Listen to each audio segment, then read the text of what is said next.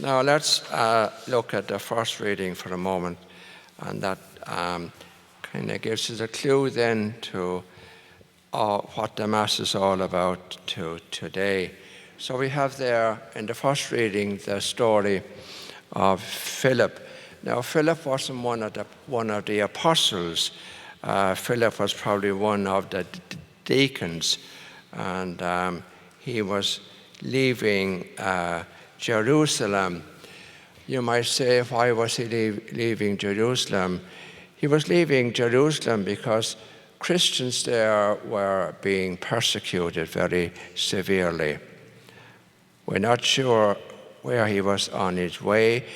He goes down. He was on his way to Gaza. Now, you know where Gaza is today. It's in the West Bank, and it's often in the news.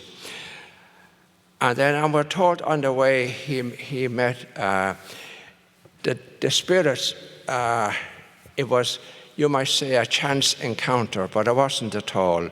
The Spirit, he was guided by the Spirit. He met this man traveling along in a chariot. Now, the very fact that this man was traveling in a chariot meant that he was somebody important, because otherwise he would be like Philip, he'd be walking. So it's the difference between being on a bicycle and in a car nowadays, or otherwise. And so the Spirit then said, go and talk to this man in the chariot. And the man in the chariot, we're told, was a eunuch. You might say, what is a eunuch? Well, a eunuch was a male who had been castrated, probably against his will, because he was a court official. And this particular eunuch was in charge of the treasury of Queen Candace. So whenever a queen was the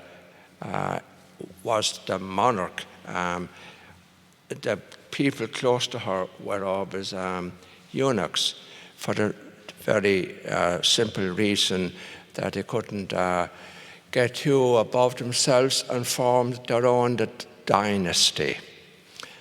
And so this eunuch happened to be reading a passage from Isaiah about a lamb taken to the slaughter and slaughtered against his will, and he didn't open his mouth. And so the eunuch had been very badly treated against his will. I'm sure he didn't want to be castrated. What man would want to be castrated? And so he would have been, he went to Jerusalem. Now that's interesting, because he would have been totally unacceptable in Jerusalem because he was a eunuch. So it would be a bit like in many places today, and unfortunately in many churches, gay people or LGBTQ people are not made welcome. So this is a very up-to-date piece from the readings this morning. And so he felt, and then he wasn't, who in the passage of Isaiah is he talking about, he said to Philip. Is he talking about himself or about somebody else? And we're told that in a short time, Philip opened his eyes to understand what the passage was all about, and it was about Jesus and how he was badly treated, even though he never did anything wrong. And so then you might think all these things happened by chance, but it was all part of God's plan. And they came to some water, and then he has to be baptized. So that trip he made to Jerusalem, that the eunuch made to Jerusalem and was returning home, turned out to be a gift from the Lord. So what is the message for us this morning then? Well, that everybody is important in the eyes of God. Even this poor man, he was probably ostracized by many of his friends and by society, but there God pointed out to him, you too are very precious to me. And it means we've got to treat everybody fairly. And since I spoke to you on Tuesday morning at Mass, a lot of things have happened.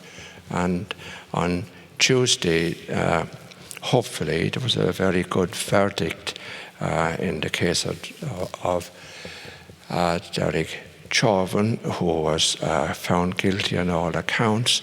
And so it was a great day for people of colour.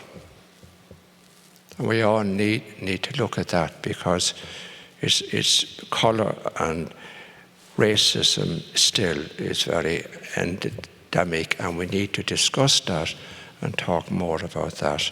And of course, that's in the Gospel this morning and in the readings, that there's a eunuch. He's unacceptable to a lot of people, but to God,